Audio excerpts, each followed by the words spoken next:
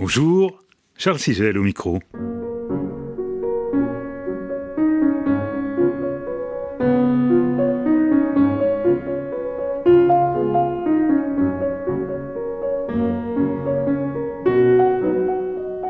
Comme il vous plaira. Avec aujourd'hui Waltraud Meyer.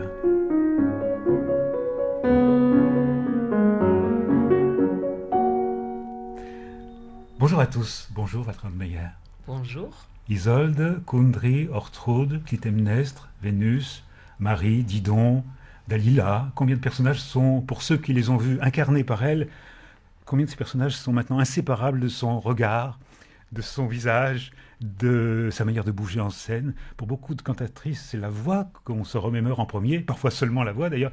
Pour Waltraud Meyer, c'est tout à la fois. L'attitude, le geste, l'incarnation, l'engagement, la manière de dire les mots, la ligne musicale, bien sûr, jamais détachée de la ligne du corps.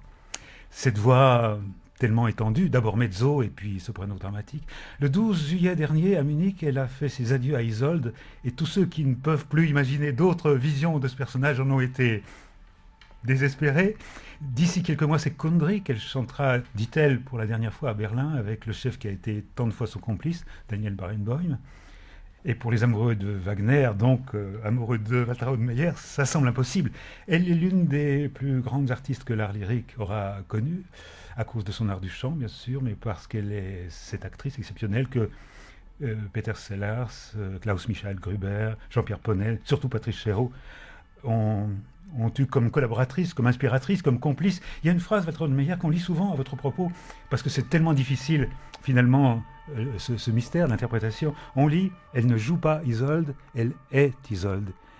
Comment vit-on ça de l'intérieur? Est-ce que vraiment on est Isolde? Peut-être le temps des 4 heures de la représentation, je ne sais pas. Ou est-ce qu'on reste toujours à distance? Je pose la question pour Isolde, mais pour Kundry ou pour Ortrud. Oui, pour tous les rôles, c'est une mélange. Je crois on rend dans la personnalité de cette personne et on prend les phrases qu'elle va parler pour ses propres phrases. Alors, je m'imagine si moi je parle le même texte personnellement, il y a déjà des images qui viennent. Et aussi, je ne veux pas parler d'une interprétation parce que ça c'est toujours quelque chose qu'on fait. Non, c'est plutôt qu'on est.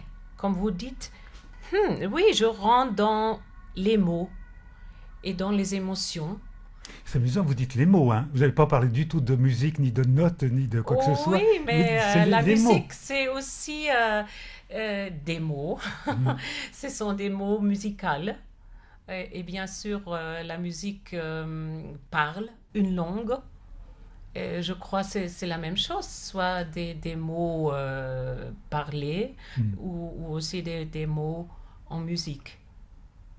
Quelque part, vous dites que, j'ai lu ça dans je ne sais pas quel entretien, vous dites que le texte de Wagner est tout à fait intéressant, la façon dont il utilise les consonnes, dont il a une utilisation musicale des consonnes et une utilisation musicale aussi des voyelles. Souvent, c'est seulement les voyelles qui sont musicales, mais chez lui, les mots sont à mâcher, sont à dire. Il faut retrouver la musique des mots parlés, finalement. Oui, et aussi, il faut trouver le sens dans pourquoi il a utilisé ce mot avec ce spécifique voyelle ou aussi ce consonne. Parce qu'il y a des consonnes qui sont plutôt rythmiques ou bien aussi des consonnes, surtout en allemand, qui sonnent. Par exemple, un W, ça sonne. Vonne. Ou aussi le M, min. On peut vraiment chanter sur ce consonne. C'est différent que dans les autres langues. Par exemple, il m'a fallu beaucoup de temps pour apprendre que quand je chante en français, que c'est différent. Parce que j'ai essayé de faire la même chose avec le français. Non, pas du tout. Et en italien? Non plus. Non c'est plus. Il y a plus les vocalique, consonnes, ouais. oui, très, très courts et très au milieu. Mais en allemand, ça a vraiment toujours une importance. Donc ça agit, j'imagine, sur le placement de la voix, du coup. Oui, oui et non. Oui et non, parce que ça fait partie de chanter.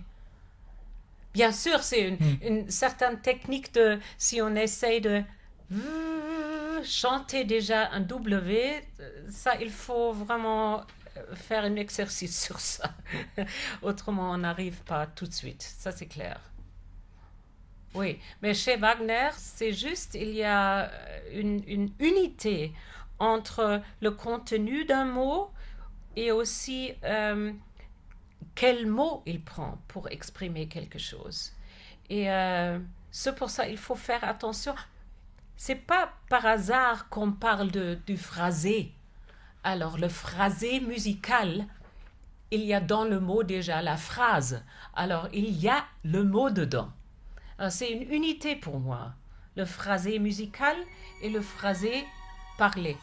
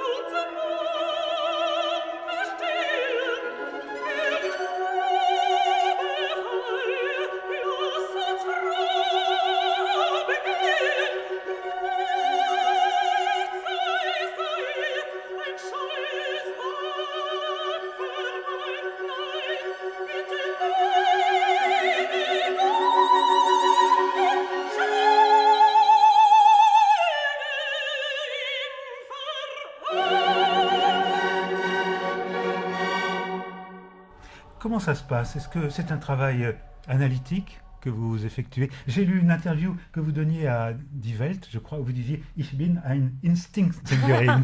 Aussi, oui, bien sûr, c'est toujours aussi là-bas un mélange entre l'intellect et l'intuition. Peut-être le chemin, c'est comme ça chez moi. D'abord, j'ai une intuition.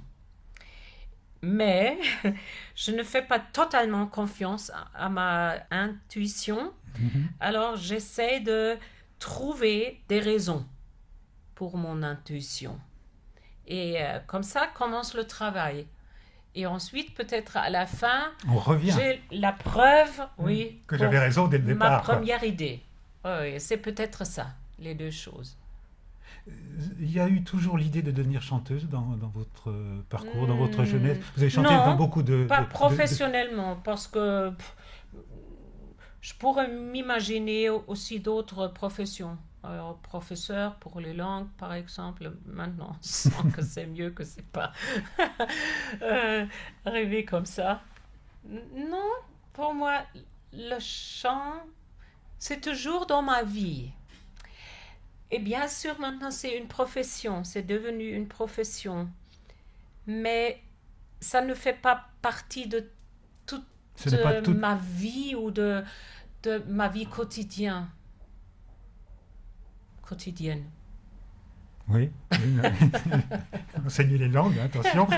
Oui, il faut faire attention. Mais pourtant, ça a occupé votre vie quotidienne, ça a occupé la plupart de vos pensées pendant... Non, c'est pas vrai. Non. Et Ça vous a quand même... Non. j'ai de l'espace dans ma tête pour beaucoup d'autres pensées que pour la musique. Non, c'est vrai. De toute façon, la vie qu'on vit à côté nourrit les interprétations. Euh, oui, oui, Ça parce pas- qu'il vous n'avez faut pas l'air d'être très sûr de vivre ça. très consciemment. Et là, c'est clair que toutes les observations qu'on a dans la vie normale, ça rend dedans Mhm. dans mon approche aussi au rôle que j'ai. Et le plus qu'on connaît des gens et quand on se connaît soi-même, le plus on a peut-être aussi un chemin à la personnalité qu'on doit jouer. Parce qu'on peut peut-être mieux comprendre une personne dans toute sa complexité. Parce que je crois que ça a quelque chose à voir aussi avec l'âge. Et c'est pour ça que je trouve que c'est vraiment un avantage que quand on vieillit, qu'on connaît mieux la vraie nature de l'homme et on a plus de compassion, de compassion et de compréhension. Parce que tous ces personnages que vous avez incarnés, Kundry, Ortrud ou Clytemnestre, qui pourraient être vus comme des monstres ou des personnages extravagants ou impossibles, vous avez à chaque fois, c'est mon impression, essayé de chercher ce qu'il y a en elle d'humanité. Absolument. En quoi elle sort. En fait, c'est que ça. Tous les gens que vous connaissez aussi, des plus grands, disons, des plus grands artistes, des rois, des grands politiciens, aussi eux, à la fin de la journée, ils sont des human beings. Ils ont des sentiments toujours dedans, comme un petit garçon peut-être encore, ou une petite fille encore. Il y a encore tous ces longings. Oh, maintenant, il me faut... Qu'est-ce que c'est? Sehnsucht. Ce désir. Le désir, merci. Oui, parce qu'à la fin de la journée, tous ces... de notre position, peut-être des grandes personnes, ont aussi des désirs humains. Oui. Fragile. Et, oui, ils ont des peurs comme nous, des désirs, des ravages, tout ça. C'est la même chose. Et je crois on ne doit pas rester seulement sur la surface qu'on voit. Il faut toujours regarder derrière ce mur qu'il peut être en devant soi. Et les metteurs en scène dont je citais les noms tout à l'heure vous ont aidé en somme à creuser. Vous avez creusé ensemble, vous avez cherché ensemble à aller derrière le mur justement. Oui, par exemple le plus strict avec ça c'était Klaus Michael Gruber parce qu'il ne donnait jamais une direction de quoi faire quelque chose. Il a dit je ne peux pas te dire quoi faire. C'était pour quel rôle ça? C'était pour Isolde et aussi pour Kundry. J'ai fait avec lui. Mais il m'a dit toujours, je veux te comprendre. Alors, je suis ce petit garçon de 11 ans qui est là et il veut te comprendre.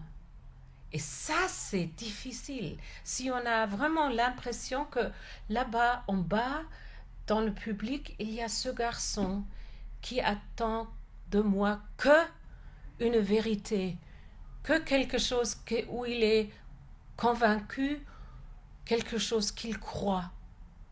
Et là, on est tellement conscient de tout ce qu'on fait parce que on réalise tout d'un coup que beaucoup de choses qu'on fait sont tellement banales, sont peut-être sarcastiques ou ironiques ou quelque chose, mais c'est pas tout droit. Tout droit.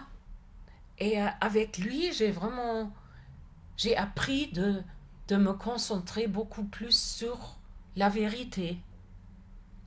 Et ça, c'est difficile. C'est difficile.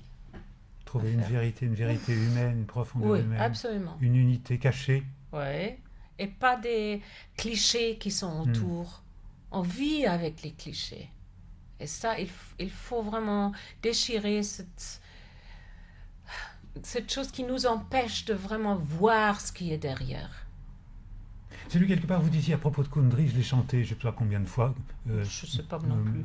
Avec un grand nombre de metteurs en scène.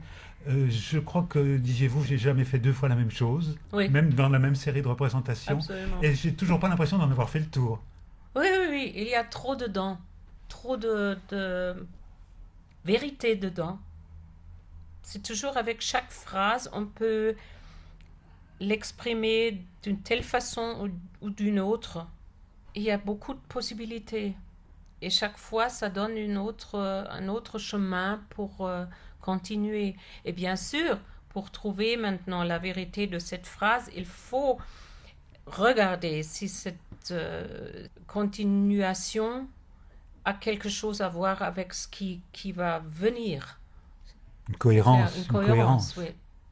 Voulez-vous qu'on vous entende, ça fait un petit moment qu'on parle, Waltraud Meyer, voulez-vous qu'on vous entende chanter? Première idée qui vous vient, ne réfléchissez pas, qu'est-ce que vous aimeriez qu'on entende là tout de suite? Oh, la silence. Le silence. Oui. Je crois qu'un chanteur aime le silence. D'abord, pour la voix aime qu'on se tait, c'est bien ça, je vous fais parler, alors que le meilleur remède pour la voix, c'est le silence, c'est de ne pas parler, bien sûr. Ouais. Alors, qu'est-ce qu'on écouterait? Peut-être c'est un cliché d'écouter maintenant de Wagner. Oui, je pense si si on joue avec les clichés, on peut écouter un peu de Parsifal.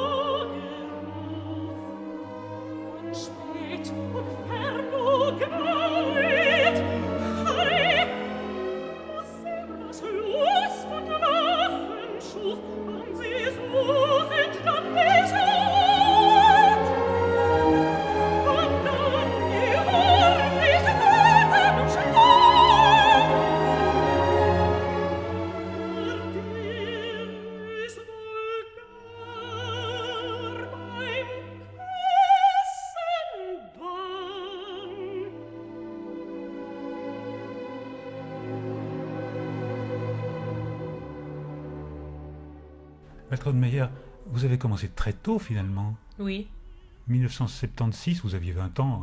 oui, c'est ça. On connaît mon âge. Oui, c'est oui. ça. Oui, Et c'était dans du Mascagni. C'était oui. Cavalleria Cavalleria Rusticana. Et Rusticana. c'était dans la ville dont vous êtes originaire, c'est-à-dire Würzburg. Oui, C'était terriblement tôt. Vous étiez mezzo alors à l'époque. absolument. Je venais même du alto. J'ai chanté Alt Rhapsody et Ah oui, oui, et dans les de Brahms, euh, donc. Brahms, Mhm. yeah. Et aussi dans les oratorios, toujours l'alto. Et peut-être maintenant je retourne à l'alto. Et donc, ensemble, vous avez conquis l'aigu. Vous êtes monté à Oui, l'assaut des sopranos, si j'ose dire. oui. Je dis toujours c'était la victoire du volonté sur la matière. Mhm. La Sur la matière. C'est ça. matière. Ouais. Non, j'ai une volonté très forte. Alors, j'ai vraiment toujours essayé d'élargir mes possibilités vocales. Mais avec quand même, la matière était généreuse, si j'ose dire, parce que vous aviez une voix quand même d'une souplesse formidable, d'une plasticité formidable Oui, pour mais accepter ça. absolument, oui, je sais, mais quand même, il me fallait toujours faire des pauses avec les grands rôles. Alors, j'ai Mm.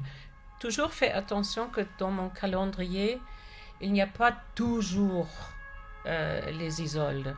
Ça, c'était important pour moi. Aussi, toujours qu'il y a... Isolde est particulièrement dur comme Oui, fatigant pour la voix. oui, pour moi surtout, bien sûr. Le deuxième acte, c'est pas naturellement écrit pour moi. C'est un peu haut, c'est un peu toujours dans le toujours dans le haut, longtemps dans le haut. Oui, oui.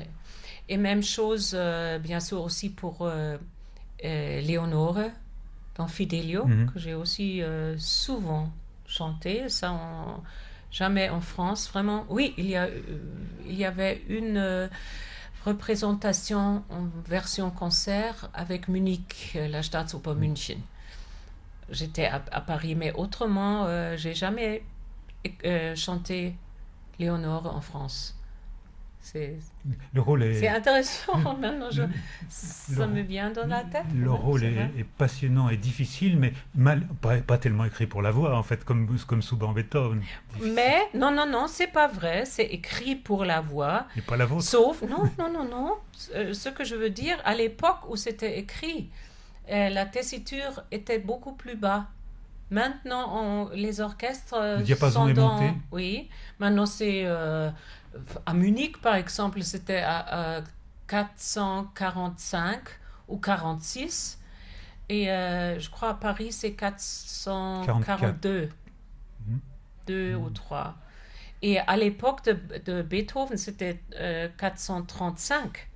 Et une fois, j'ai chanté l'air de Léonore, de Fidelio, avec un orchestre qui Bravo. jouait sur des instruments originaux. Cologne, c'était un orchestre de Cologne. Alors, diapason 435. Et je trouvais que c'est facile à chanter. Ça fait une telle différence, on ne peut pas s'imaginer. T'as fait quoi? Un ton? Ah, non, pas un ton. C'est peut-être presque un demi-ton. Mais déjà, Oui, ça enlève que c'est tendu, que les cordes vocales, tout ça, tous les muscles autour sont trop tendus. Et c'est pour ça, c'est pas vrai ce qu'on dit que Beethoven n'a pas écrit pour la voix, il a très bien écrit pour la voix. C'est seulement qu'aujourd'hui, on pense qu'on doit le jouer ou l'interpréter avec nos instruments, et ça c'est trop haut. C'est absolument trop haut. Et puis les orchestres ont grossi, c'est devenu de plus en plus immense. Le son était beaucoup moins couvrait beaucoup moins les voix, donc il y avait beaucoup moins besoin de force de projection. Oui, mais c'est pas tellement ce problème-là, c'est plutôt vraiment... le diapason. Oui.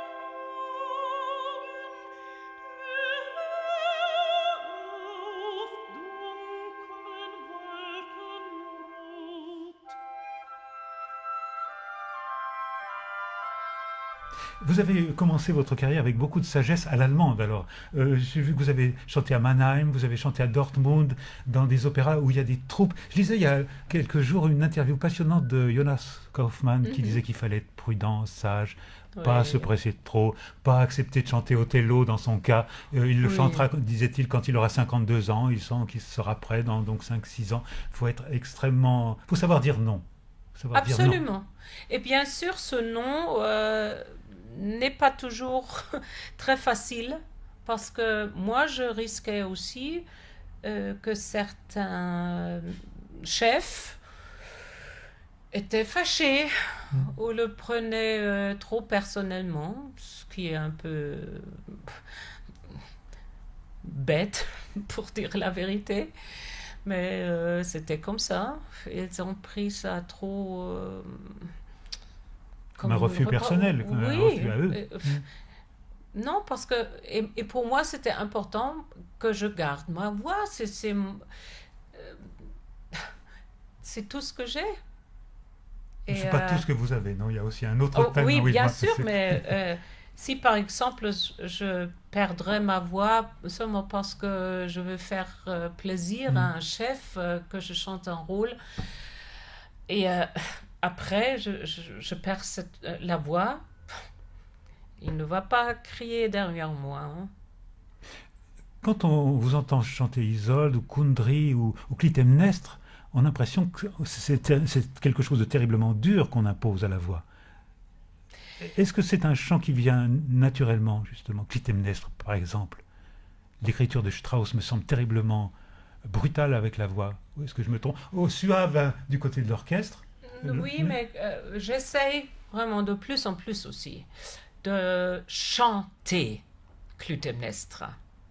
Parce que je crois la tradition qu'on peut écouter sur beaucoup de disques, c'est qu'on a pris des chanteuses qui étaient un peu à la fin de leur carrière et on pense maintenant, ah oui, bah, ça, on ne peut pas chanter. Mais c'est pas vrai, c'est pas vrai. On peut très bien chanter Clytemnestra. Aussi, je crois que c'est important parce qu'avec ça, on peut montrer d'autres côtés de son personnage. Que c'est vraiment une femme blessée. Une femme, bien sûr qu'elle a aussi commis un crime, ça c'est clair, mais il y a une explication pour ça. Elle a eu des raisons. Elle souffre de ce qu'elle a fait. Et maintenant, il est important de faire vraiment clair que son crime est dans le passé. Elle ne va plus faire un autre crime. Alors, ce que Electra euh, dit à elle, oui, mais tu as envoyé de l'argent pour Oreste pour le tuer. Clytemnestre répond, qui dit ça? Parce que c'est pas vrai. C'est pas vrai. Il n'y a aucune raison pour dire ça. Non, non, non, non. Elle ne va. Moi, je suis convaincue que Vous pensez qu'elle dit la vérité à ce moment-là? euh, Sa euh, vérité.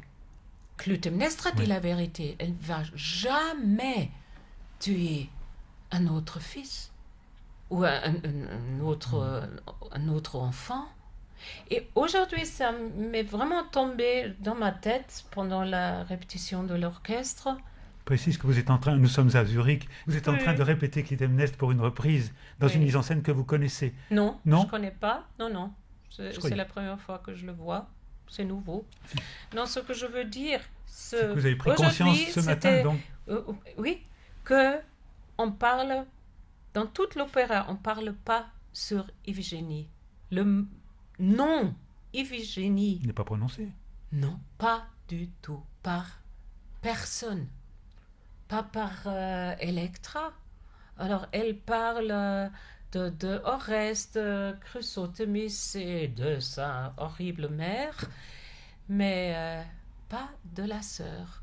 Et aussi, Chrysothémis Il n'en parle pas n'en non parle plus, pas. pas Non. davantage. Ça, c'est Hmm. intéressant. Parce que vraiment, c'est si on veut éviter la vraie raison pour Ce crime. ce crime, oui. C'est intéressant. C'est pour ça, Patrice Chéreau a toujours dit, il ne faut pas tomber dans l'argumentation de Electra. Parce qu'on croit toujours Electra, et ça, c'est pas vrai.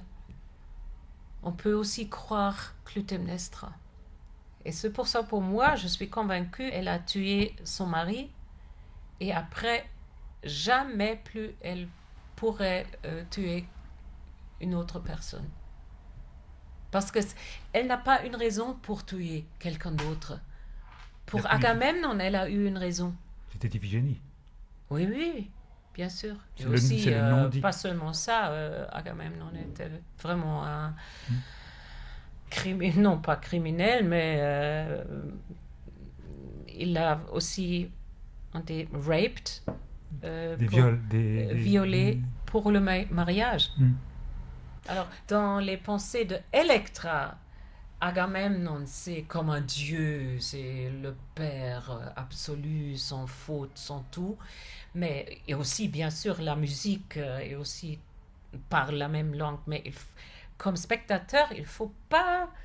adhérer tout à fait à ce que chante, à ce que dit Electra. Oui, c'est ça.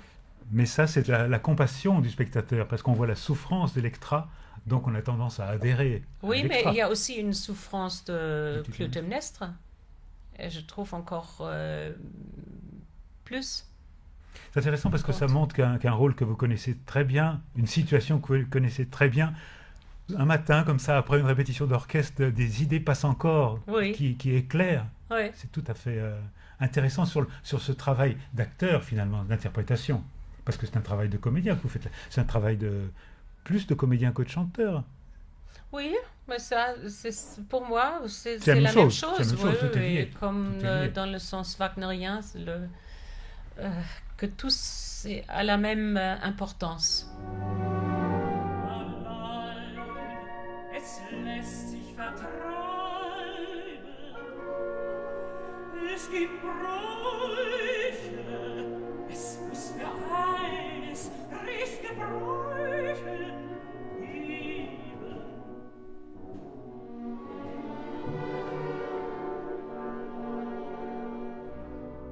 Darum bin ich so behängt mit Steinen, wenn es wohnt in jedem ganz sicher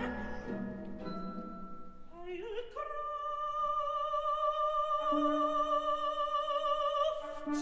Man muss nur wissen, wie man sie nützen kann, wenn du nur wolltest, du könntest etwas sagen, was mir nützt. Mutter, ich schaue du, denn du bist klug, mit deinem Kopf ist geschlagen. Du könntest vieles sagen, was mir nützt.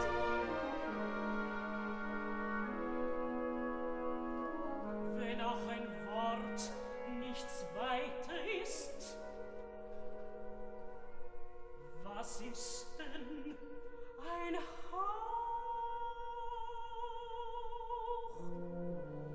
Und doch kriecht zwischen Tag und Nacht, wenn ich mit offenen Augen lieg, ein Etwas hin über mich.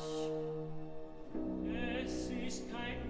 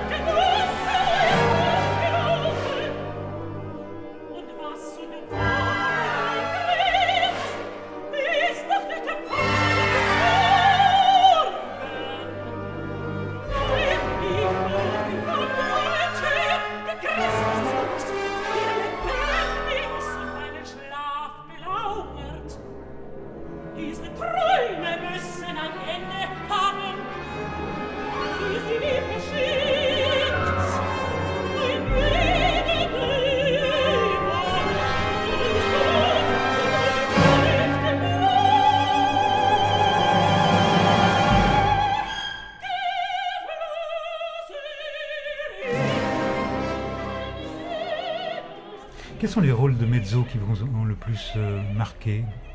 C'est toute une première partie de votre je crois que c'est Amneris. les autres qui doivent dire Ouais. ça, pas moi, parce que moi je vivais dans tous les rôles.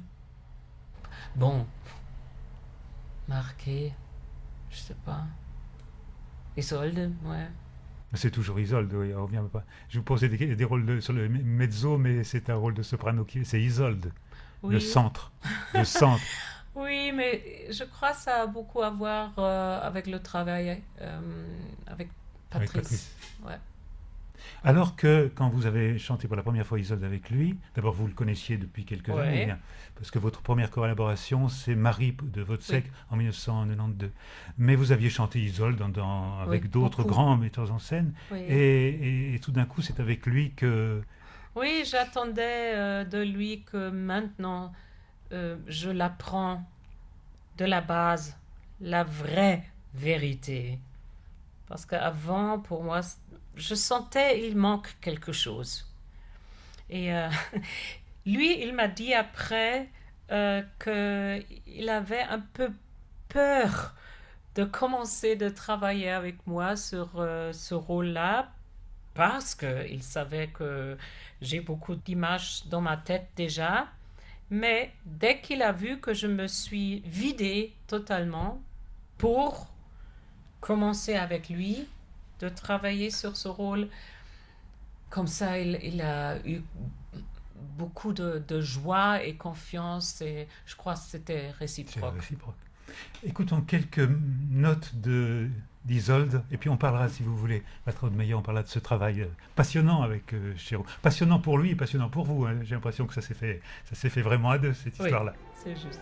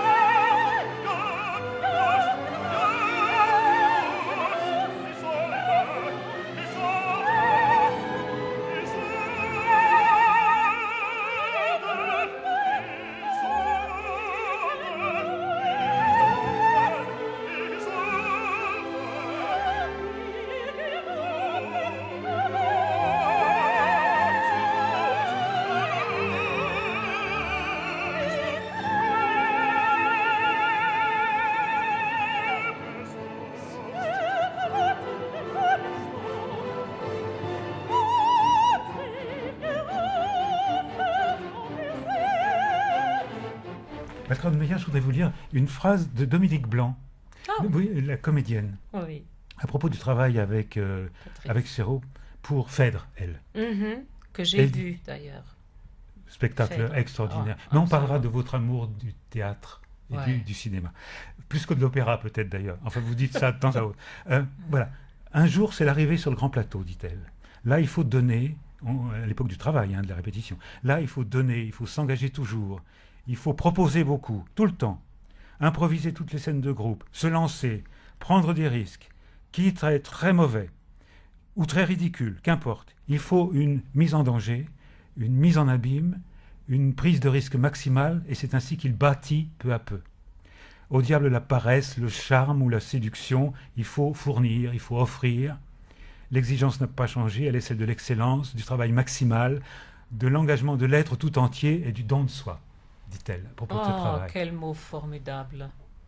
Je peux rien ajouter. C'est tellement juste. Oui, c'est ça. Il faut toujours lui donner quelque chose. Et comme ça, il prend le matériel qu'on lui offre. Oui, c'est un jeu avec lui. Il existe, vous savez, il y a peu de documents où on le voit diriger des acteurs, des travails de répétition, il n'y a pas beaucoup de choses qui ont été filmées. Ah. Mais par exemple, il y a très longtemps, il dirigeait une pièce de Marivaux qui s'appelle La Dispute, et on le voyait sur scène avec une comédienne, petite comédienne jeune, qui s'appelle Gianni Gastaldi, avec lui sa brochure entre les mains, hein, complètement Oui. chiffonnée, enfin avec des annotations dans tous les sens, et on le voyait tourner autour d'elle et faire sortir quelque chose. Oui, non, il était toujours Là, totalement près de moi. Parfois, on devrait lui dire, mais va-t'en maintenant, il me faut de la place. Ah oui, pardon. Mais il était là, il vivait avec toi, il parlait les mêmes phrases. Oui, c'était incroyable. Il me manque tellement, je peux pas dire. Depuis qu'il est mort, il y a aussi quelque chose mort en moi. Oui, c'était unique, absolument unique. le seul avec lequel vous avez eu cette sensation de compréhension profonde, enfin ça vient de très loin, ça oui. vient de Ouais. l'estomac, enfin je sais pas, hein, c'est Absolument. physique. Oui, oui, c'est c'est aussi charnel. une chose qu'on ne peut pas vraiment expliquer. Parce que bien sûr, on pourrait dire, nous avons pu discuter très bien ensemble, oui, mais ça c'est seulement, c'est banal. Il y avait beaucoup plus forte que ça. Bien sûr, on a beaucoup parlé, discuté, argumenté. Et contre-argumenté, parce qu'il changeait volontiers d'idée ou de position, je crois. Ah, chaque jour. Jusqu'à la première. Non, au début, j'étais irritée. Encore dans les premières répétitions de Wozzeck, en 92, j'étais irritée parce que je lui ai dit, mais hier, tu trouvais que c'était juste, que c'était bien. Oui, mais c'était hier. Alors, je me suis dit, oh, mais bon, qu'est-ce qu'on fait aujourd'hui? Mais j'ai très vite appris qu'il y avait toujours des améliorations. Alors, à la fin, je lui ai fait confiance totale. Je me suis vraiment mis dans ses bras. Je me suis dit, mais s'il trouve qu'on fait tout à l'inverse, je fais ça. Il aura raison. De toute façon, on essaye des choses. On essaye. Oui, d'abord ça, oui. Et c'est aussi un plaisir d'essayer. On joue Oui, comme des enfants. de vraiment, parce que par exemple, il y a souvent le cas où on discute quelque chose que dans la théorie, on est très d'accord, quoi faire, et ensuite on le fait, et le corps sent que c'est pas juste. Il y a très souvent aussi une vérité de corps qui, quand on est très sensible, on sent que non, c'est pas vrai, non, on doit faire autrement. Et avec lui, c'était aussi formidable parce qu'il a toujours pris ça au sérieux. Quand on a dit, Patrice, non, je sens, si je bouge comme ça, il y a des sentiments qui sortent qui n'ont rien à voir avec ce qu'on veut montrer.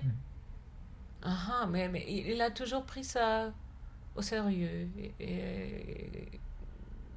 Non, parce qu'il savait que le corps a raison.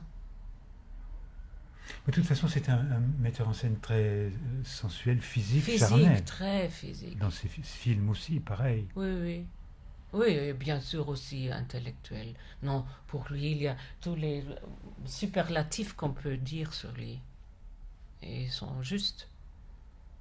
Et en même temps, peut-être parce qu'il était fils d'un peintre, une vision esthétique. Oui, ça en plus. Parce que quand on regarde la composition des scènes, par exemple, souvent statiques dans Tristan et Isolde, la façon dont les personnages sont posés dans le décor, le rythme qu'il y a, l'image est aussi rythmée que la musique. Déjà, l'angle des personnages, ça jouait un grand rôle chez lui, parce que ce qu'il n'aimait pas, c'est qu'on est toujours en face du public, il fallait toujours être un peu... en biais, enfin de travers, oui. Travers, ouais, c'est ça. Parce que ça donne une autre tension. Et ça, j'ai bien très vite appris qu'il a raison, que ça donne d'autres tensions avec le partenaire sur scène. C'est autre chose. Ou aussi, il jouait magnifiquement avec le tempo de mouvement sur scène. Le premier acte de Tristan, la façon dont ça s'accélère à la fin, je trouve Oui. Tout d'un coup, il y a une flambée. Hein. Oui, c'est ça. Non, il n'y a pas d'autres metteurs en scène qui font ça tellement consciemment de jouer avec le tempo parce que nous, chanteurs, nous aiment en nature, quand on chante, on a un tempo de marché très généralement. Si vous voyez des chanteurs sur scène, ils marchent toujours dans un tempo égal, ce qui est très très ennuyeux, je trouve. Et avec lui, il a demandé de faire beaucoup attention à si on marche vite, lent, si on s'arrête. Par exemple, on marche, quelqu'un dit dans une autre phrase et on veut s'arrêter. Il dit, mais regarde quelqu'un qui marche sur la rue et tu dis allô, il ne s'arrête pas tout de suite, il fait toujours peut-être encore 1 ou 2 pas.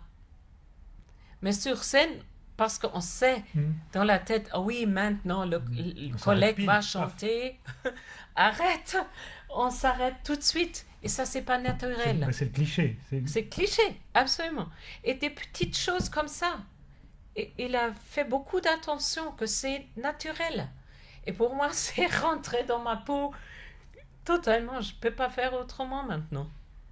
Parce que je pense toujours à ce que Patrice aurait dit. Alors, ce tempo-là, arrêter, accélérer, ralentir, rester tranquille, ça joue musique. C'est déjà la musique. Les mouvements, c'est de la musique. Oui, ça a toujours quelque chose à voir avec la musique. C'est ça qui est génial avec lui. Parce qu'il a senti ça. Et en même temps, c'est pas trop illustratif. C'est pas illustratif, mais ça a quelque chose à voir avec la musique. C'est génial. Ou bien aussi les lumières aussi. Je me rappelle aussi de Wozzeck. On avait toujours le Verfolger, le poursuite. Le poursuite. Le poursuite.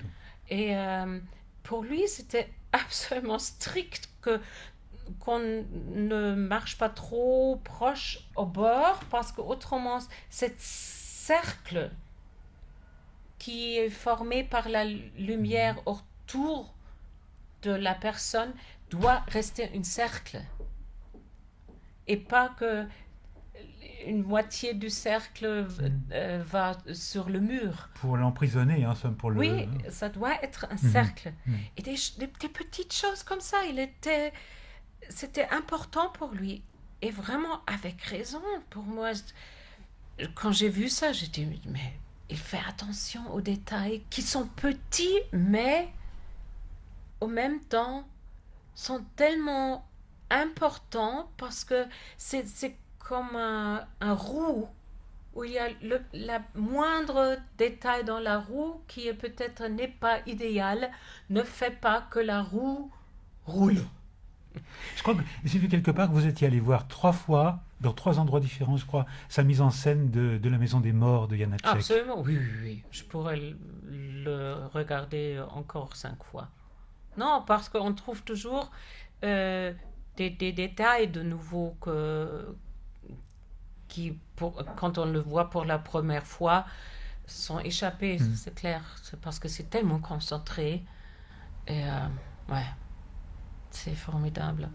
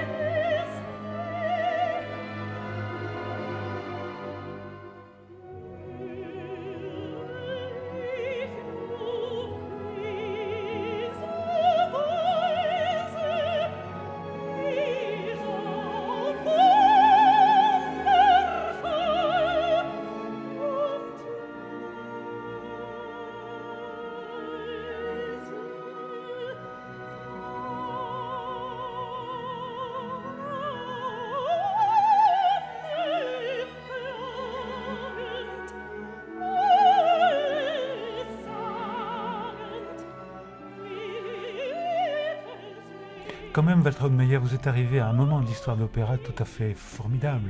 Ce moment où les metteurs en scène de théâtre sont venus s'occuper d'opéra. Alors, il y a eu des catastrophes, des trucs invraisemblables.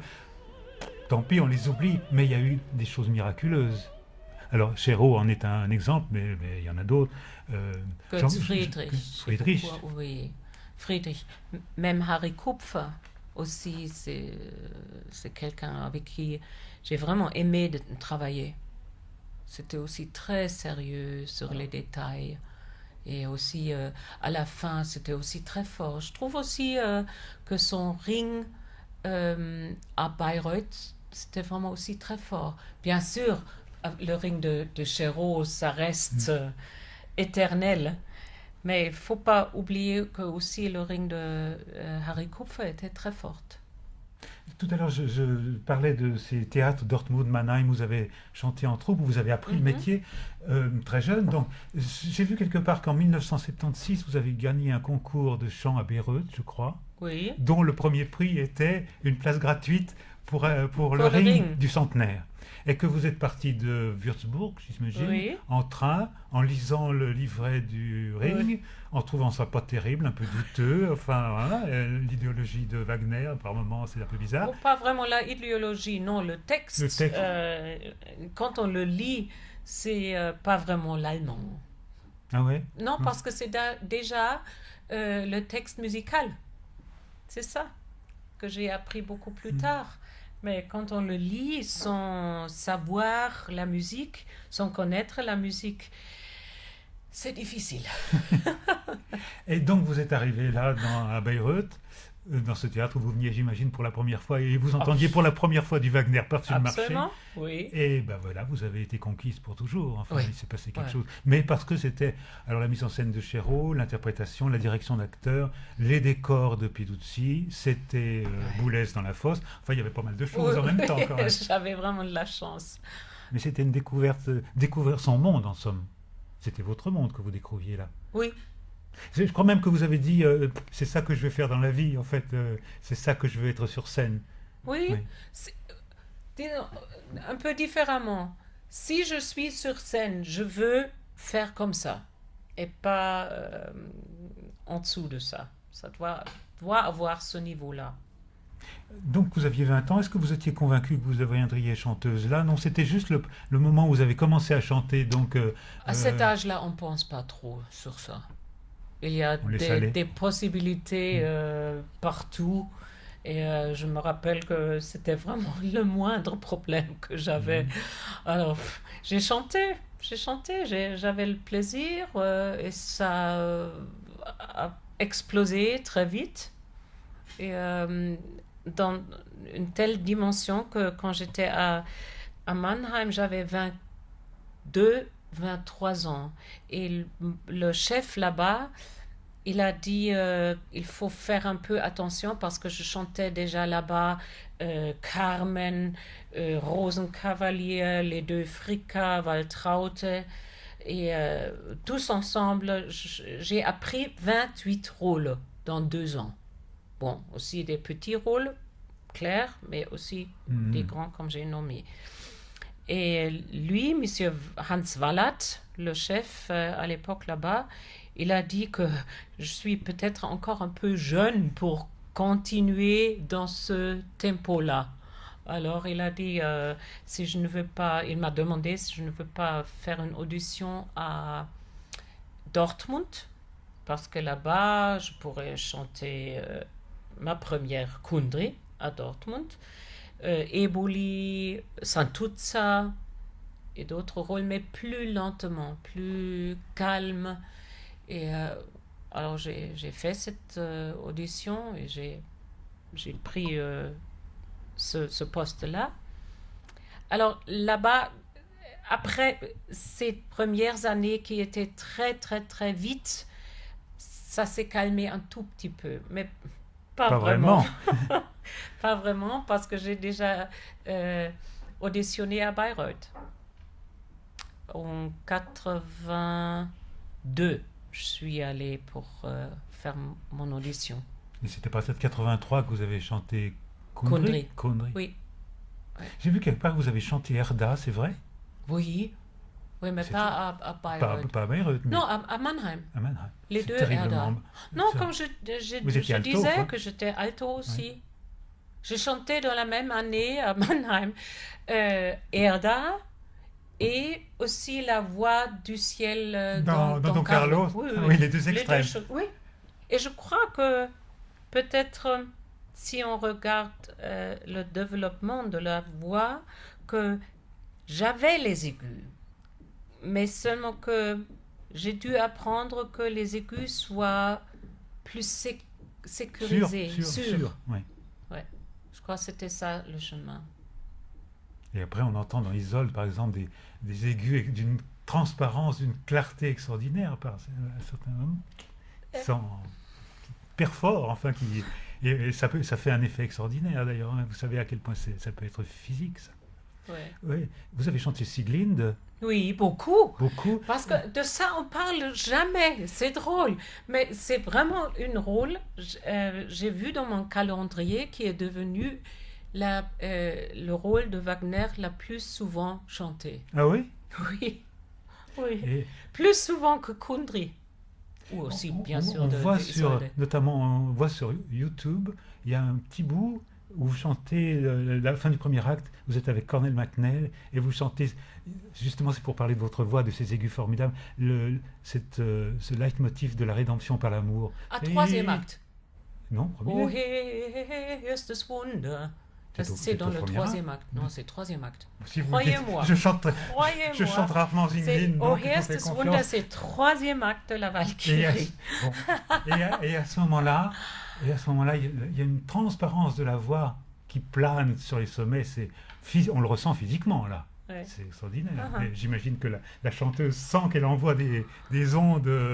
Oui, ce moment-là. je vous avoue que pour ce thème-là, j'ai voulu chanter Sieglinde parce que j'étais toujours très, très contente avec Fricka. J'ai aimé de chanter Fricka. Mais quand j'ai toujours écouté chanter Sieglinde, Au Herr ist das Wunder, je me suis dit, une fois dans ma vie, je veux le chanter. Et je me rappelle que j'ai chanté Fricka à Paris avec Janowski et l'orchestre de la Radio France. C'était quand? Laissez-moi réfléchir. Je crois que c'était 83. Oui, ça doit être après Bayreuth. C'était version concert, Le Ring. Valkyrie, moi, Fricka et Léonie Rusanek, Sieglinde. Et moi, avant le concert, je suis dans ma loge, je chauffe ma voix et je chante seulement pour le plaisir, Au Herr ist das Wunder. Quelqu'un frappe à ma porte, j'ouvre, c'est Léonie Rusanek et qui dit tout de suite, un jour, vous chantez Sieglinde. Et je me suis dit, mais elle est un peu folle, hein? Parce que jamais j'ose chanter Sieglinde. Mais elle a eu raison. Et plus tard, son mari m'a dit elle le pensait vraiment, sincèrement. Mais dans le même genre d'anecdote, un jour, vous chantiez Branghen, vous avez beaucoup chanté Branghen de Oui. Tristan et Isolde, et un jour, Daniel Barenboim vous Oui. a dit tu devrais Isolde, chanter Isolde. Vous t'es êtes fou. tombé sur la tête. Oui, t'es fou. Et, Oui, essaye. Commence à apprendre. Je dis, ok. Oui, il me fallait toujours quelque chose d'apprendre ou aussi de... C'est comme monter sur une montagne. Mais en même temps, j'avais toujours dans ma tête, si je ne réussis pas, il n'y a pas... c'est pas grave, c'est pas si grave que ça. Oui, c'est ça. Je retourne là où j'ai commencé. Un extrait d'Isolde, ou un extrait de Sieglinde, justement, Oui. en écoutant ce passage. Ah oui, parce qu'on parle vraiment jamais de Sieglinde, c'est dommage.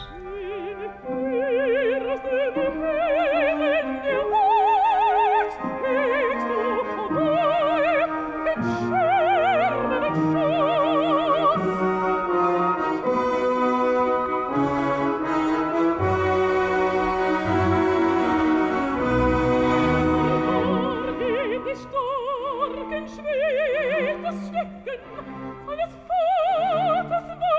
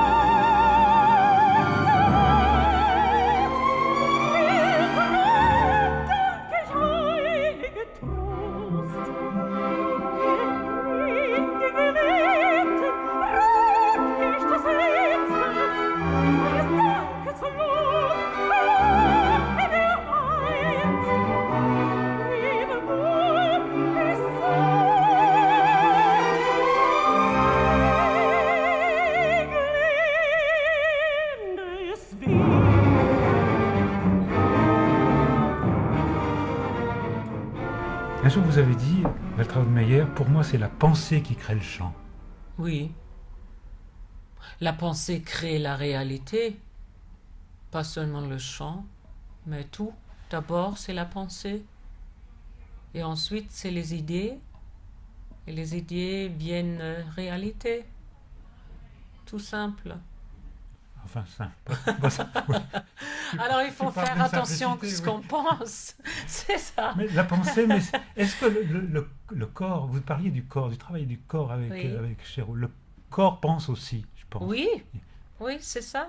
Et je vois aussi chez tous les gens que le corps parle et le corps ne ment pas.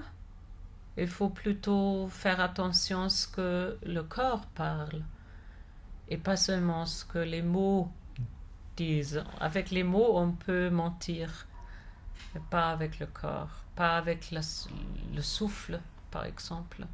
Si on retient le souffle ou si on est trop exaltant avec le souffle, il y a beaucoup de Contrôle, alors. petites choses où on se montre et il faut lire ça. Monter sur scène, justement, c'est se montrer. Oui. C'est quelque chose qui a été dur pour vous ou Au début, oui, parce que on peut plus s'imaginer, mais au début, j'étais timide. Mais pour ça, c'était très bien que j'ai commencé à Würzburg, parce que là-bas, dans un petit théâtre, avec des petits rôles, j'ai eu le sentiment, au moins, que on ne me regarde pas. Je peux essayer sur scène tout ce que je voulais, mais je ne suis pas trop importante. Ça, c'était bien pour moi. Mais très vite, j'ai eu confiance que... Pas seulement confiance que ce que je fais a quelque chose à dire, mais plutôt, plus tard, le plaisir que je veux montrer quelque chose, que je veux dire quelque chose. Surtout avec les leaders, c'est ça le cas. D'abord, les premières années, j'ai pas osé de donner des récitals. J'étais vraiment trop insécurisée.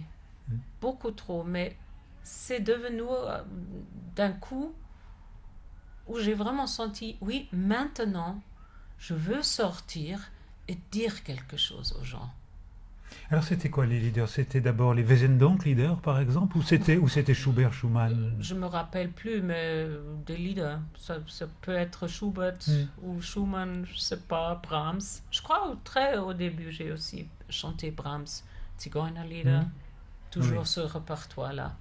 Oui, un très bel enregistrement, notamment avec Zigeunerlieder, Oui. L'amour et la vie d'une femme Oui, de oui. Schumann, et puis des Schubert aussi. Oui. Et puis, pour revenir à Chéreau, d'ailleurs, il y a eu une expérience extraordinaire. Ah oui. Cette année où le Louvre s'était ouvert à Chéreau et vous avez pu donner les Wesendonck Lieder dans une version itinérante, hein, Oui. en marchant de salle en salle. Oui. Et, Génial, parce et qu'on les a gens étaient créé- tout près de vous. En plus, il y a une union entre le public et vous, une proximité extraordinaire. Oui, parce que c'est jamais fait comme ça. Que on prenait aussi les gens dans mon histoire. Ils jouaient aussi un rôle dans ma vie parce que on a créé une histoire de la personne Wesendonck, Waltraud et encore Isolde. Alors peut-être l'histoire de femmes en général. Et c'était vraiment de lead à lead un chemin dans cette vie d'une femme. Génial. C'est Et presque- là aussi, il était toujours prêt. Plus près que jamais, oui. Oui, il était toujours là. Il vivait avec moi. C'était magnifique. C'est dommage qu'on n'a pas filmé ça, vraiment. Mais j'allais vous dire, c'est presque une idée de cinéma, ça. En plus, il y a le côté gros plan. Hein. Oui. On s'approche tout près de... Ouais. Et pour moi, c'était une expérience rare aussi de sentir les émotions, les réactions si proches des gens. Parce que parfois, je suis vraiment allée moins d'un mètre vers eux pour chanter. Et il y avait quelques-uns qui ont pleuré, d'autres étaient choqués et vraiment comme un pierre, pouvaient plus bouger ni respirer. Et d'autres étaient presque gênés que j'étais trop proche.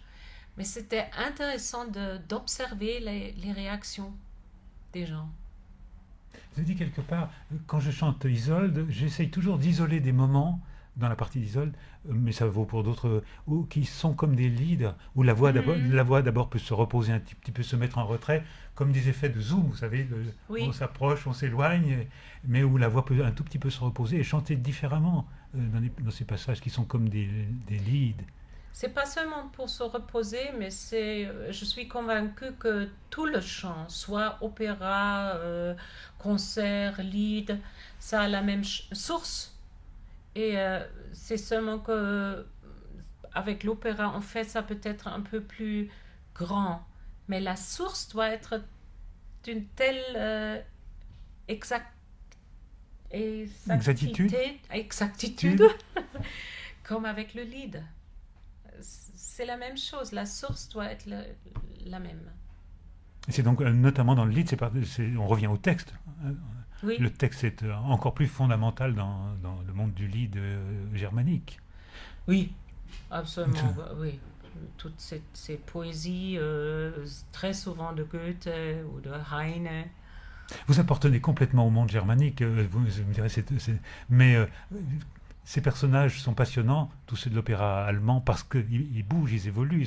Isolde, il y a entre le côté sardonique et la violence qu'il y a au premier acte, l'Isolde amoureuse du passionné, et puis prise dans un piège au deuxième acte, et puis au troisième acte, l'abandon, la mort, ces trois personnages différents. Il y a une conduite extraordinaire à mener. Je dis toujours que c'est le conduite de la passion à l'amour.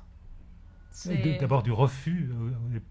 Oui, non, parce que refus, l'amour, passion, c'est au-delà de la passion.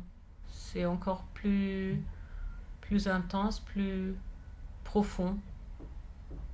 Et c'était drôle que quand on l'a fait avec Patrice Chéreau en Italie, à Milan, que là, les Italiens, pour eux, c'était seulement la passion. Et j'ai dit, mais non.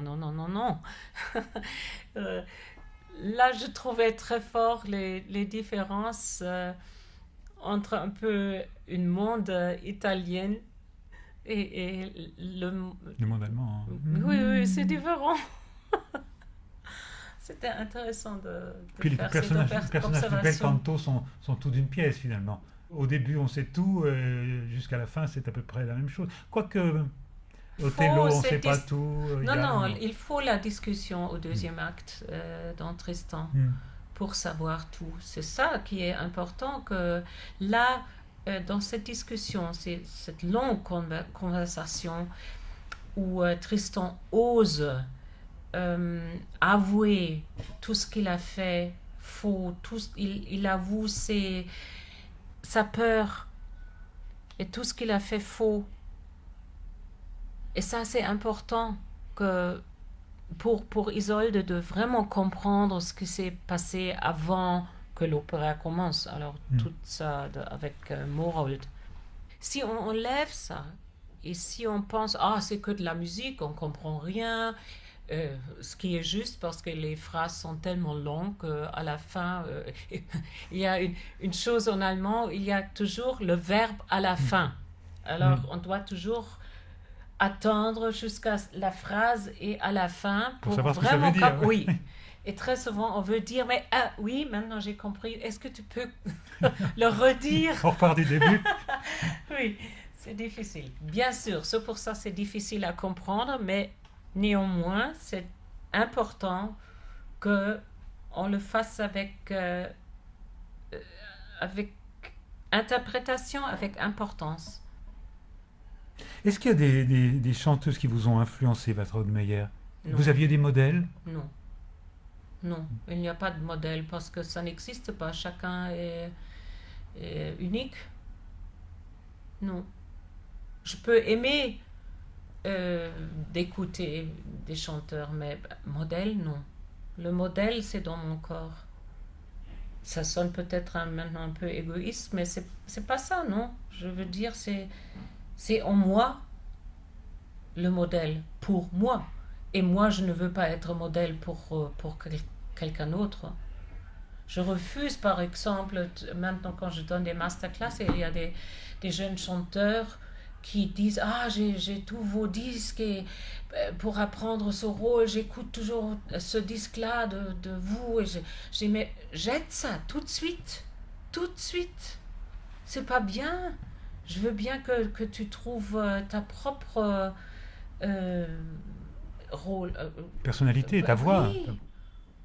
Non, ça n'aide pas. Je veux pas que toi tu es une copie de moi. Parce que ce peut être qu'une mauvaise copie. Comme moi, je ne peux être qu'une mauvaise copie d'une grande chanteuse avant moi. C'est pas bien maintenant, c'est vraiment difficile pour les jeunes parce qu'ils ont tout ça devant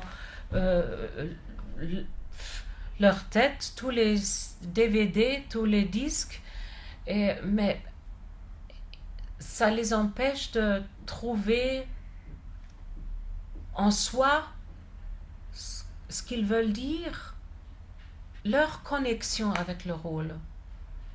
Peut-être c'est totalement différent que pour moi, mais aussi vrai. Alors, qui a la clé pour la vérité? C'est en soi. J'ai lu certaines de vos des biographies, Bertrand Meyer. J'ai pas trouvé de nom de professeur. Souvent, on voit élève de machin, a suivi des masterclass avec un tel. J'ai rien trouvé. Jamais de masterclass. J'avais deux professeurs de chant. Le premier était Anton Theisen, encore à Munich, à Würzburg, pardon. Lui, il était mort quand j'avais 22 ans. Et ensuite, j'ai encore travaillé avec professeur Dietger Jakob. C'était à Cologne, mais j'étais déjà dans l'engagement à Dortmund. Et quand lui était mort, j'ai encore travaillé avec Hans Sotin, qui était aussi élève de professeur Jakob. Alors, c'était une continuation.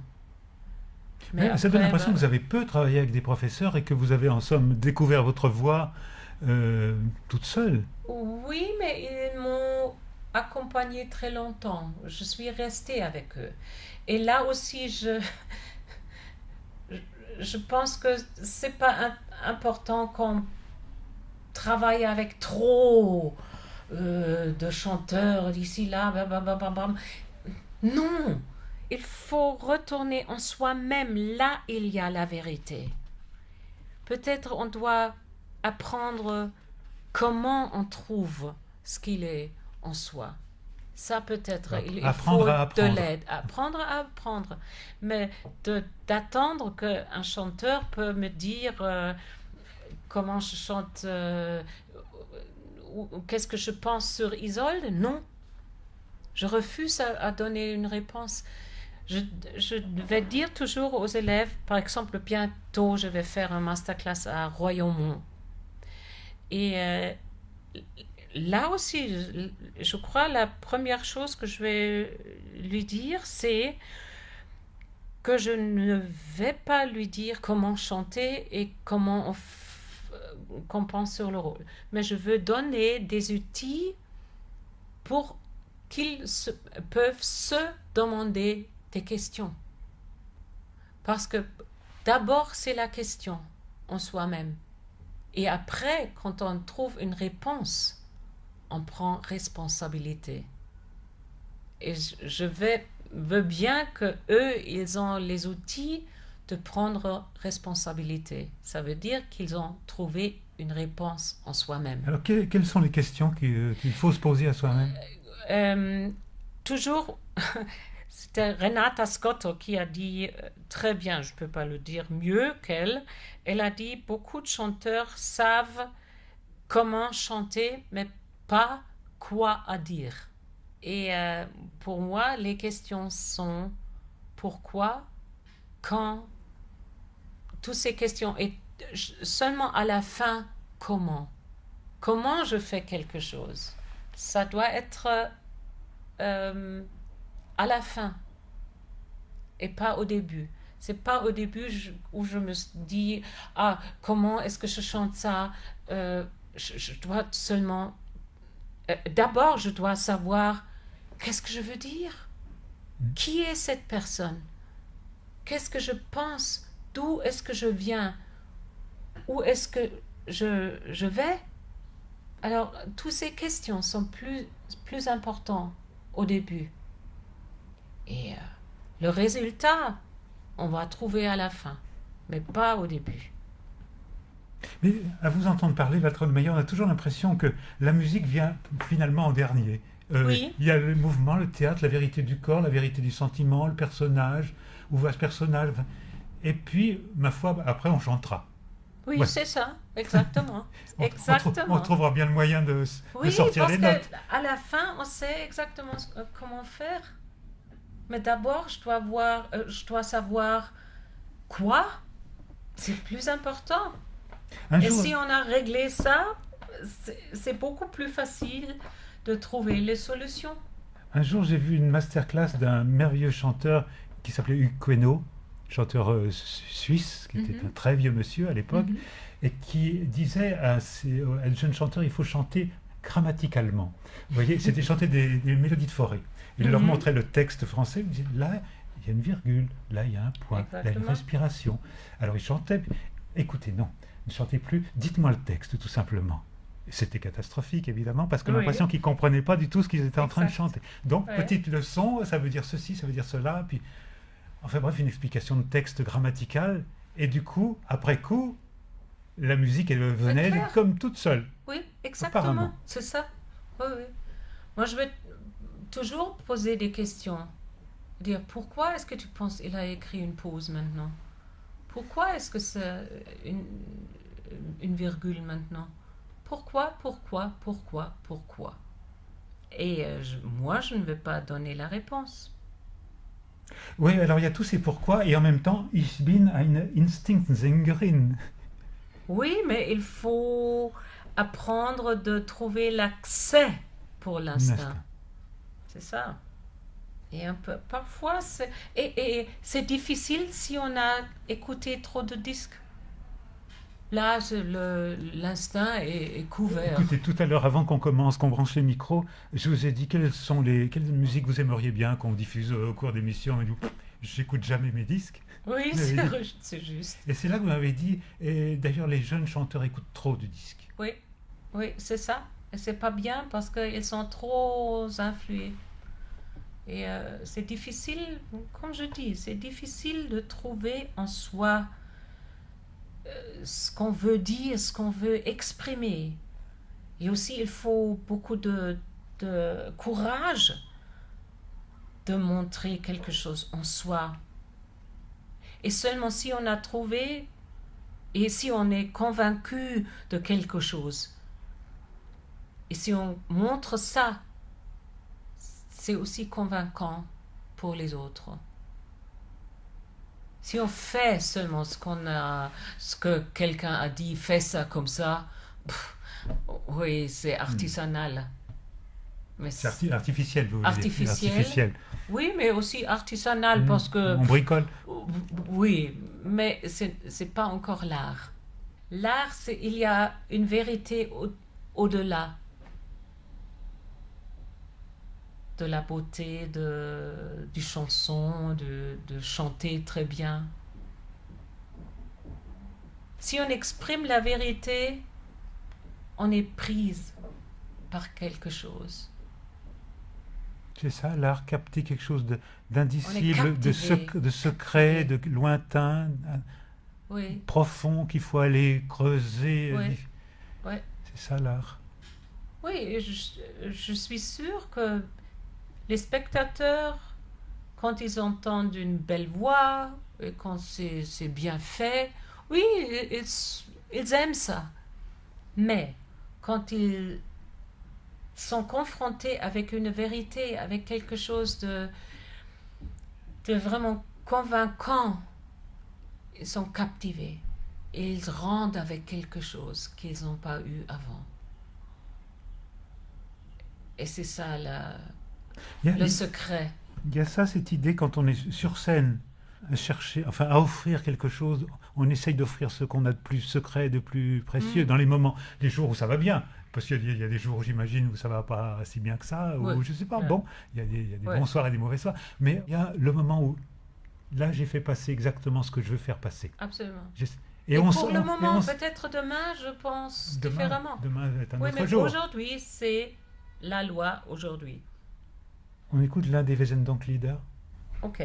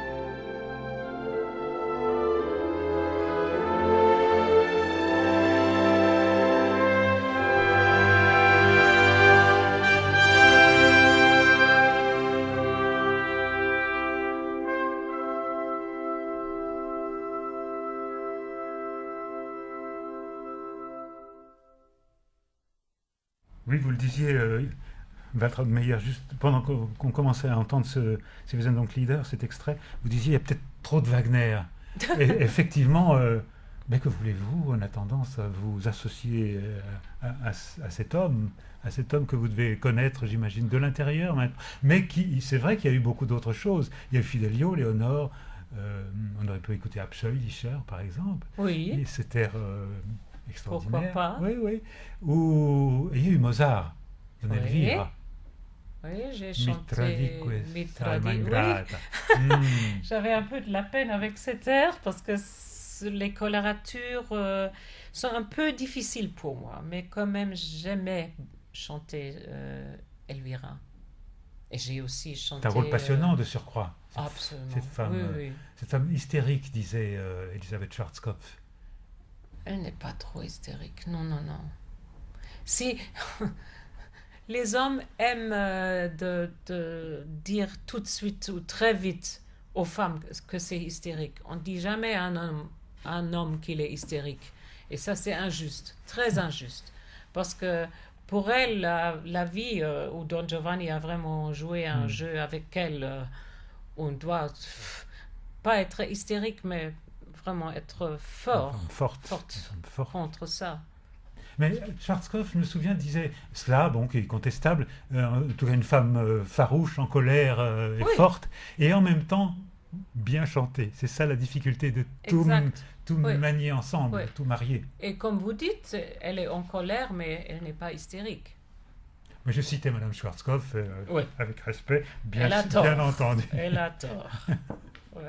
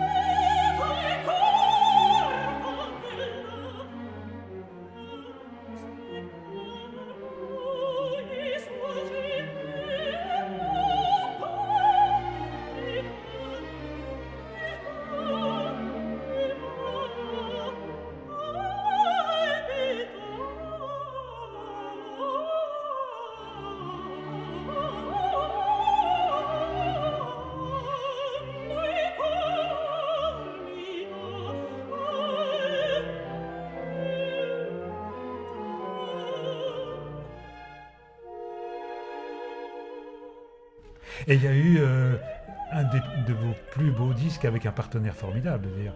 C'était Samson et Dalila, Ah oui. avec Placido C'était un Domingo et plaisir. Nio Wunschung. Oui, ouais. J'aimais beaucoup le Et il y a eu ce Berlioz, il y a eu Didon. Mhm. Oui, c'est un fait que non, on pense, oui, il y a trop de Wagner. Vous avez raison, il y a trop, Oui, trop de aussi Wagner. la damnation de Faust. Marguerite. J'ai fait à Paris. On va aussi en concert avec Daniel Barenboim et aussi au Châtelet. Et au Châtelet, Oui. vous avez fait La Princesse Éboli dans Don Carlos, dans une Oui. très belle mise en scène de Luc Bondy. Oui. Alagna, Thomas Sampson, Ouais. Carita Matila, ça n'allait c'était pas mal très non beau. plus sur scène ce soir-là. Absolument. Hein. Oui, il Ouais. ne faut pas oublier. J'ai aussi chanté souvent Amnéris. Ça, on ne connaît pas en France. Amnéris, beaucoup. Quoi d'autre? Oui, sans tout ça, il n'y a pas un enregistrement. Ça, c'est dommage. Parce que c'est aussi un rôle que j'ai chanté presque tous les années, quelque part. Mhm. Aussi, ici à Zurich, il y a 2 ans, je crois. Vous avez Ça, chanté tout- le compositeur aussi, d'Ariane Aussi, Anaxos, oui, qui est un oui. rôle splendide en plus. Oui, Un l'air du Richard compositeur. Strauss, compositeur, beaucoup à Vienne. Et aussi Octavian. Mais ça, il y a longtemps. Les rôles travestis, bien sûr, ça, les mezzos, tous les Oui, rôles travestis. oui. D'ailleurs, vous avez reçu, je trouve ça très touchant, à Vienne, à l'Opéra de Ah Vienne, oui, l'anneau là-bas. Lotte Lehmann, Absolument, ça qu'a m'a... qu'a porté touché également beaucoup. Léonie Tout- Rizanek. Oui, et Hildegard Behrens. Behrens. Et Donc vous moi, êtes- je suis la 4e. Oui, c'est assez joli. Oui, hein, c'est- quel honneur. quel- Non, ça m'a vraiment touchée parce que c'est donné par les collègues de l'opéra. Quand on sait comment parfois les collègues peuvent être très stricts, Ah oui. Ça Oui. existe, ça. le plus ça me touche. Vous dites souvent que finalement, ce que vous aimez surtout dans la vie, c'est le théâtre et le cinéma plus que l'opéra. Ah C'est- oui, oui. Pour moi, l'opéra, c'est ma profession, mais pas mon plaisir. Mon plaisir, c'est les symphonies, c'est la musique de chambre, c'est le jazz, c'est le théâtre. J'adore le théâtre, surtout en France. Je dois dire, le théâtre en France, euh, j'aime bien y aller parce que, peut-être parce que c'est une autre distance, que ça me donne la possibilité d'observer d'autres choses. Peut-être quand je vois quelque chose dans ma propre langue, un théâtre en allemand, que je ne peux pas tellement faire la distance pour l'observation. C'est peut-être ça. Aussi, quand je suis en Angleterre ou en Amérique, je vais souvent au théâtre. Ouais, c'est intéressant. Le plaisir est plus grand que quand je vais en Allemagne.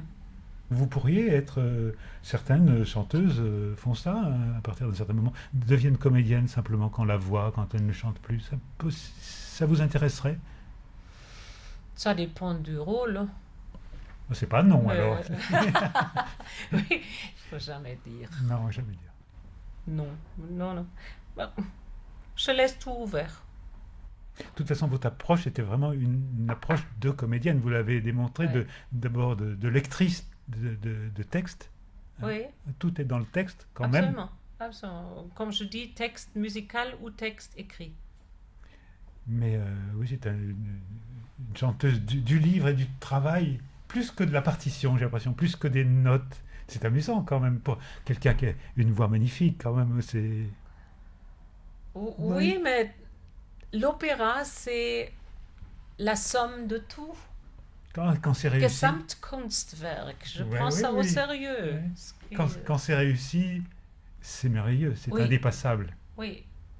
Et Mais pour c'est- moi, quand je vais à l'opéra pour l'écouter et voir, je suis tellement tendue parce que bon, je vis avec tous les chanteurs. Alors pour moi, c'est pas un plaisir, mais je peux pas me détendre. Daniel m'a presque tout appris, avez-vous dit un jour. Il a été capital. Parce que quand on regarde le nombre de choses que vous avez faites avec lui et enregistrées avec lui, c'est Ah faramineux quand Oui. même. Et j'imagine que l'accord est mystérieux hein, au-delà des mots.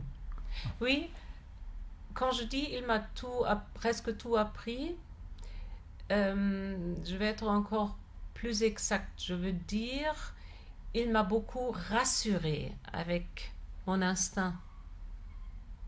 C'est Vous avez ça. appris à faire confiance à votre instinct. Oui, parce que très souvent, je lui ai offert quelque chose, montré, et lui, il a dit oui, tu as raison. Alors comme ça, bien sûr, je note ça comme quelque chose appris. Mais d'abord, c'était déjà aussi en moi. Alors, les deux choses, j'ai beaucoup appris, mais encore ou en plus, il m'a rassuré avec beaucoup de choses. Vous disiez aussi que vous avez appris à entretisser, à unir tous les éléments d'un travail. Le texte, le corps, la musique, la voix, l'être profond, les pensées, ce qu'on est en train de vivre. Mettre tout ça ensemble et laisser aller. Oui, mais ça vient pas de lui. Bon, pour lui, avec lui, c'était bien sûr tout ce travail sur tout ce qui concerne musique. Pour le reste, tout ce qui est corps, expression théâtrale, tout ça, ça c'est Patrice.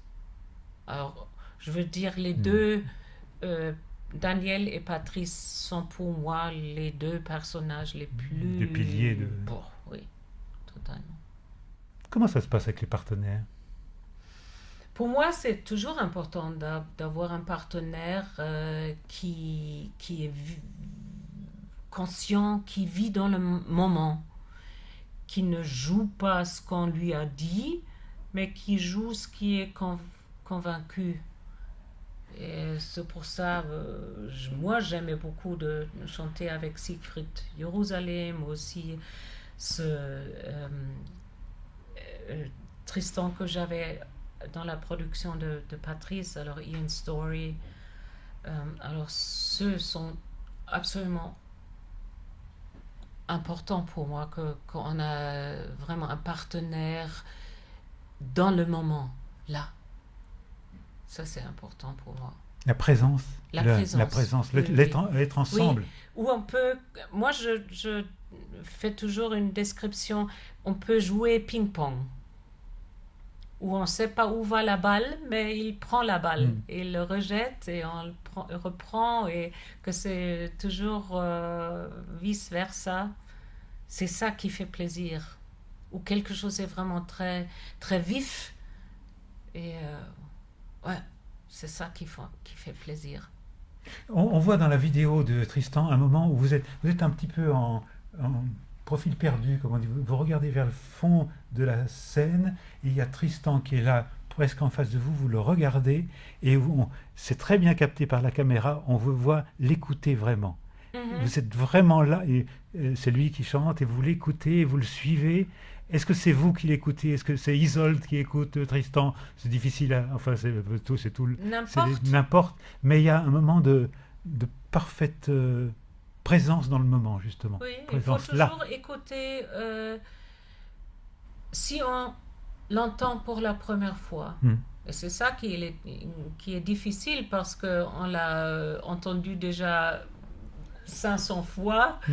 Et en plus, on doit se concentrer parce qu'on a aussi ses propres entrées. Après, il faut se préparer musicalement, tout ça. Mais en même temps, il faut écouter si c'est la première fois qu'on entend ça.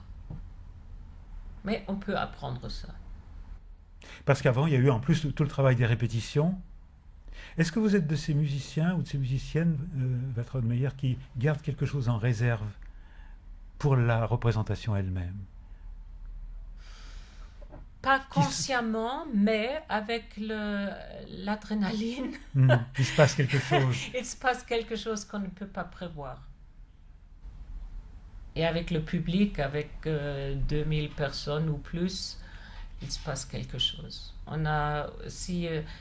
Si on chante dans une salle vide, on n'a pas quelque chose où c'est adressé. Oui, ça Mais renvoie pas. oui, quand c'est plein, on a des gens où on peut s'adresser et dire, mais ça doit vraiment arriver à rang 37, monsieur Gilbert, il doit m'écouter, il doit me comprendre. Et ça, c'est autre chose. À propos de projection, justement, de ce qu'on envoie aux spectateurs, vous disiez à propos de Klaus Michael Gruber qu'il vous a beaucoup appris. Ne pas projeter le chant en avant, disiez-vous, mais prendre le temps de rester à l'intérieur d'un personnage, Ouais. de recentrer les énergies pour que le public assimile tout. Donc il y a à la fois la projection, parce qu'il faut que ça passe, comme on dit, Exact. et en Ça, même c'est temps, la il faut technique. et rentrer en soi-même tout Et le temps. l'autre, c'est vraiment le sentiment, l'énergie.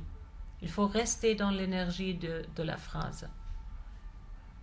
C'est ce qu'on fait maintenant ici. Si vous êtes vraiment très conscient, ce qui se passe maintenant, on reste dans la phrase, toujours un petit moment pour vraiment réfléchir, bien comprendre ce qu'on a dit ou ce que l'autre a dit, et ensuite on peut répondre. Parfois c'est très court seulement, même pas une seconde, mais c'est une question de atmosphère de rester dedans. Ben, ça correspond à ce que vous disiez tout à l'heure à propos des pas, les Oui. pas clichés. Oui, exactement. Démarrer tout de suite parce qu'on sait qu'on l'a Oui. répété. Exact. Alors que dans la vraie vie, on prend le temps de comprendre, ou Oui. que l'information remonte jusqu'au cerveau. Exact. que- Oui. Reste que de respirer, Oui, tout bêtement. très souvent dans les répétitions, quand on dit maintenant tu fais ça, je dis attends, il faut d'abord que je comprenne ce que l'autre m'a dit et ensuite je réagis. Mais d'abord je dois comprendre. Laisse-moi du temps. Faut pas tout de suite, parce que si je fais quelque chose tout de suite, aussi le spectateur ne comprend pas. Laisse-moi du temps. Il faut toujours amener les gens dans le processus. Vous y pensez tout le temps aux spectateurs, Souvent. Oui, oui, oui. parce qu'ils sont loin. Hein, Oui, mais- la fosse d'orchestre est immense. C'est Oui, mais c'est d'une très certaine impressionnant, façon, le lieu est moi, très je impressionnant. suis aussi spectateur. sur scène. Ouais, Je c'est suis ce que je disais spectateur de l'autre. Je disais de votre regard regardant Tristan, c'est ça? Oui, Ouais, mais ouais. c'est la même chose. Ouais. Si moi je le regarde ou si Madame Legrand le regarde. Même chose. Elle veut aussi comprendre ce qu'il a dit. On écoute Dalila, puisqu'on en parlait. D'accord.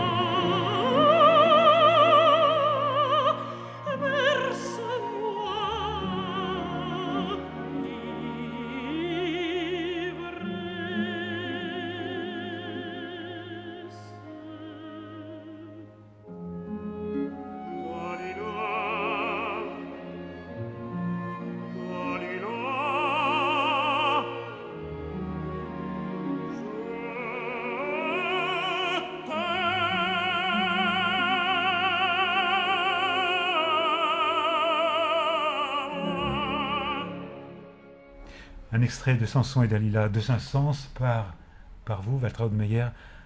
Le chef d'orchestre c'était Miu Wung Chung et votre partenaire c'était Placido Domingo. Donc vous êtes en train de faire vos adieux, vous avez fait vos adieux à Isolde, vous allez faire vos adieux au mois de mars à Kundry. C'est dur, non? Non, quand on est rempli, c'est pas dur. Et puis après, il y a le lit, il y a des tas de choses à faire Oui, encore. mais un jour, il faut s'arrêter. Et c'est bien si on fait ça consciemment et si on peut regarder en arrière qu'on a tout fait. Alors, quelque chose- ça je ne peux pas dire autrement que je suis remplie. Ah, aussi avec bonheur, comme c'est passé. J'ai réussi 1000 fois plus que j'ai imaginé quand j'étais jeune. Alors, qu'est-ce que j'attends encore de plus? Vous disiez C'est tout bien. à l'heure que quelque chose s'est terminé, a pris fin quand Chéreau est Un parti. peu, oui. Il y a quelque chose qui m'a un petit peu surpris, choqué, je sais pas. C'est parce que je suis terriblement idéaliste. Quand vous dites que, vous l'avez dit tout de suite d'ailleurs, dès qu'on a commencé, chanter, le théâtre, l'opéra, ça a été votre métier, votre travail. Et c'est vrai que ça a été votre travail, mais une profession.